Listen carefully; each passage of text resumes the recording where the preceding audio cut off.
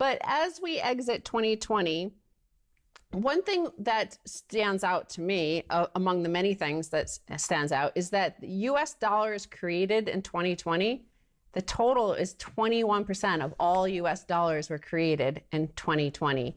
And we have a chart up on the screen here. And I mean, it looks as exponential as the pandemic.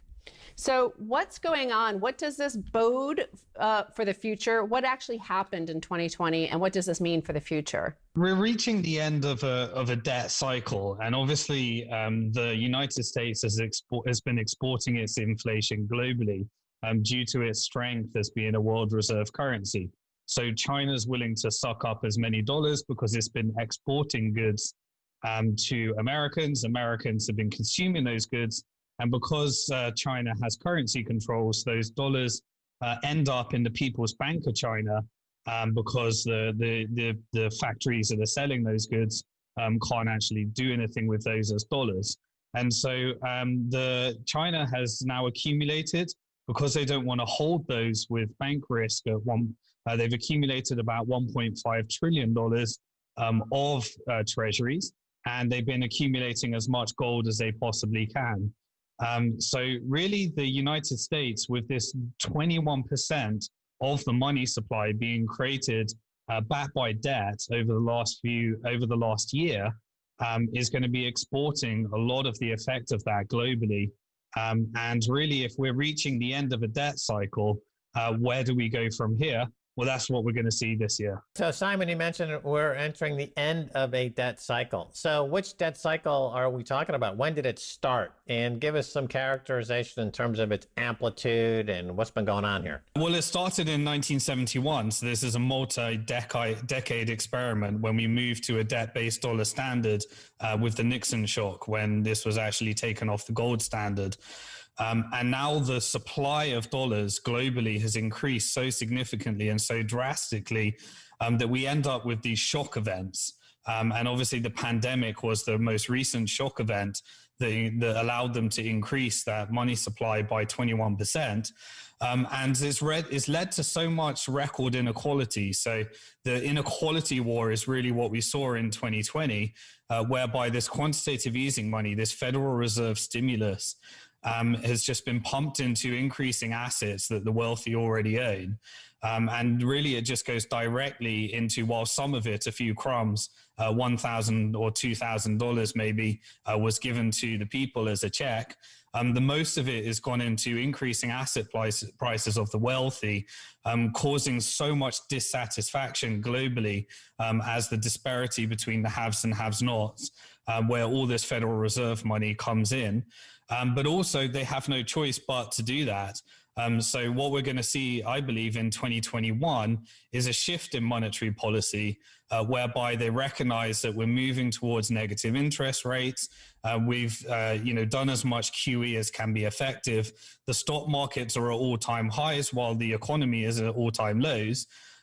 So therefore, we need to start looking at different forms of monetary policy, which is where in step the central bank digital currency that we've talked about in previous episodes, not backed by debt, not created by banks, but injected into the economy and really disrupting banks and using these central bank digital currencies to bypass the financial system. Yeah, I want to stick on the point you just made there about America sends its dollars to China. China's got $1.5 trillion.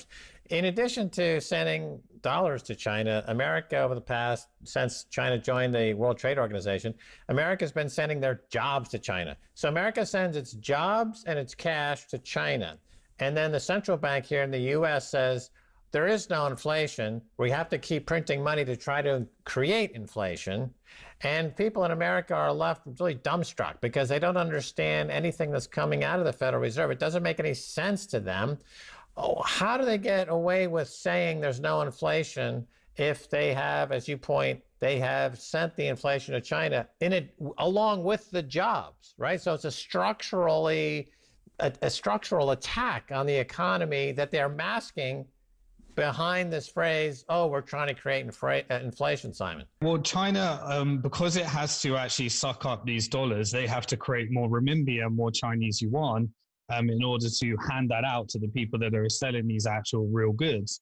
And obviously, we've created this structural, challenge. And one of the things that we saw in 2020 was, through the pandemic, a movement more towards protectionism of local economies rather than actually moving towards the globalization, which was a trend prior to that.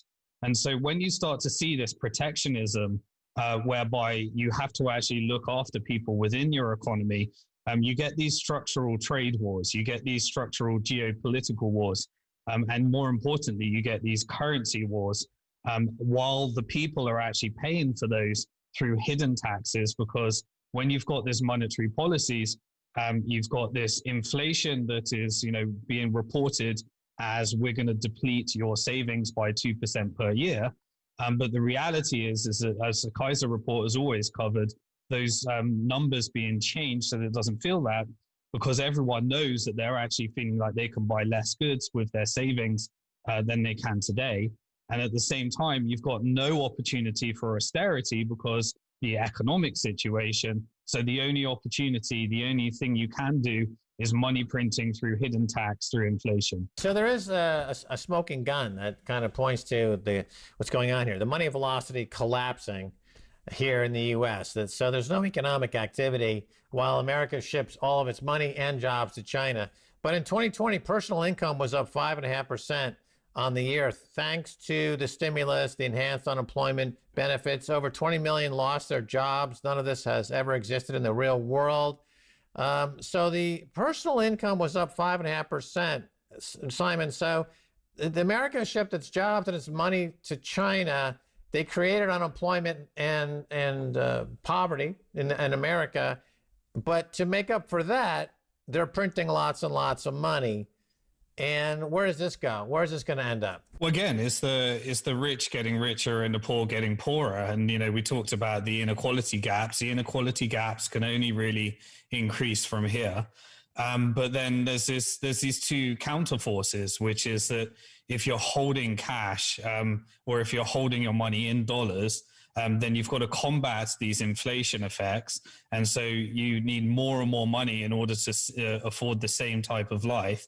And so really the only logical step for those that don't have anything is to go deeper into debt. And when the government is actually leading by example and showing that you can just, facilitate the spending habits based upon debt, then the poor people go deeper into debt. They pay obviously much higher interest rates than those most connected to the central banks that pay the lowest interest rates.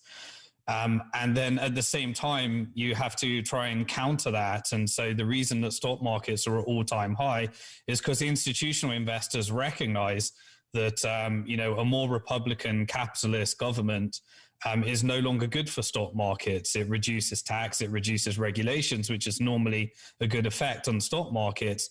But now instead, they know that stock markets are equal to stimulus. And so who's more likely? Well, a democratic government is more likely to do more stimulus.